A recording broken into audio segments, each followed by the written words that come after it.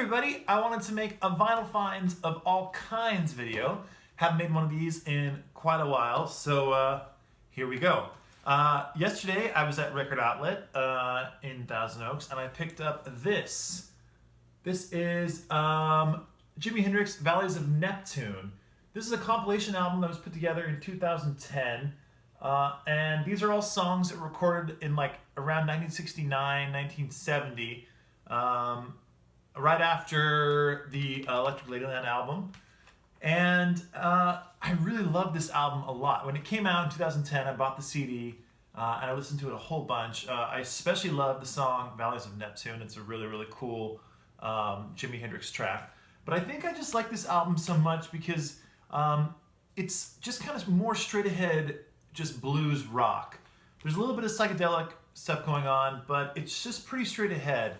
And it just shows what an amazing songwriter and guitar player, a blues guitar player, Hendrix really, truly was. I mean, I love all his albums. I love Band of Gypsies. I love Electric Ladyland.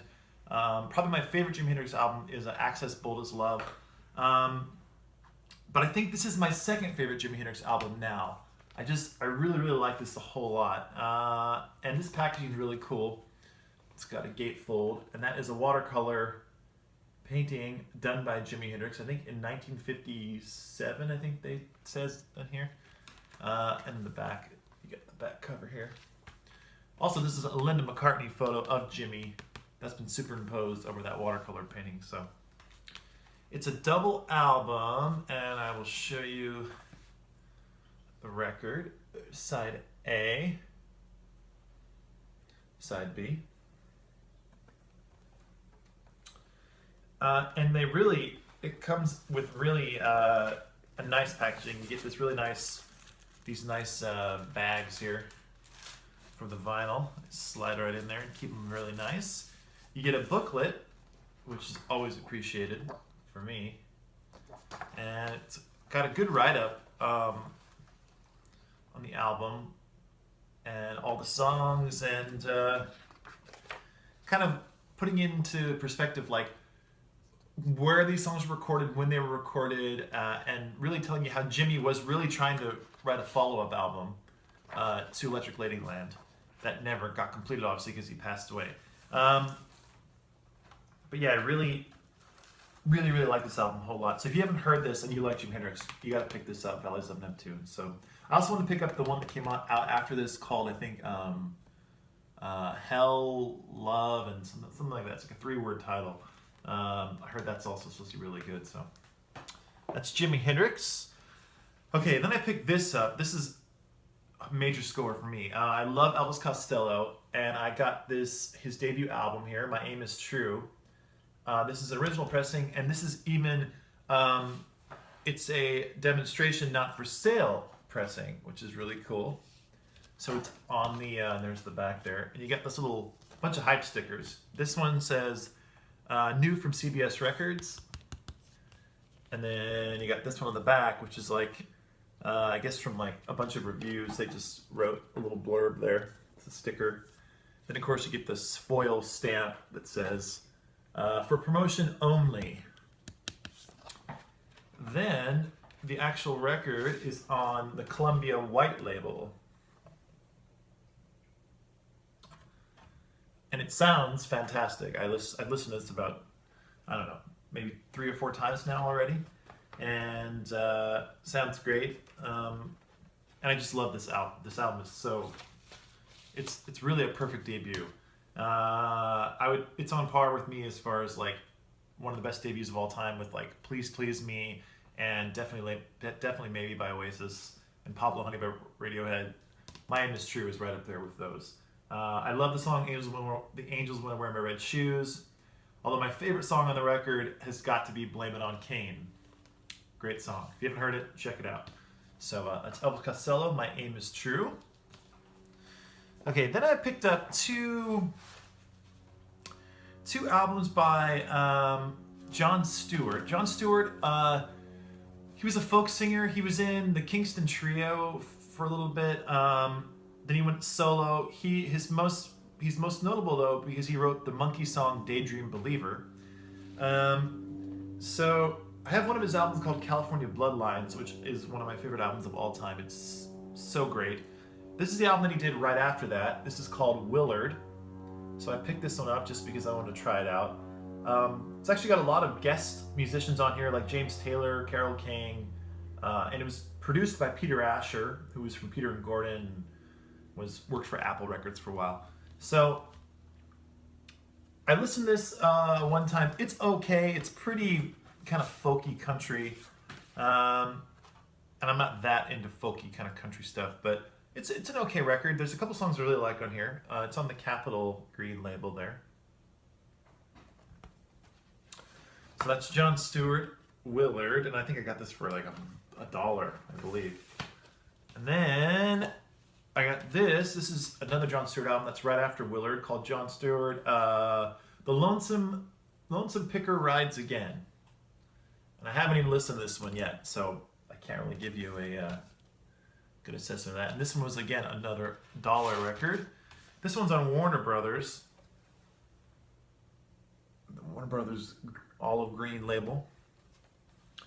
So when I listen to this, I'll let you know what I think about it. This one does have his version of Daydream Believer on it, so that'll be interesting to hear.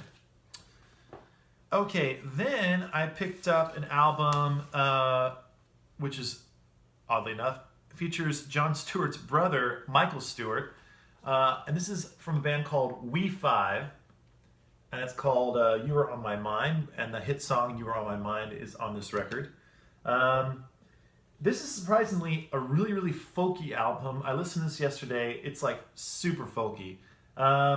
Although I really like it in an odd way. I don't normally like that like real kind of vanilla, sugary sweet folk music, but this one is really kind of cool. It's got like an edge to it, probably because of Beverly Bivens' voice.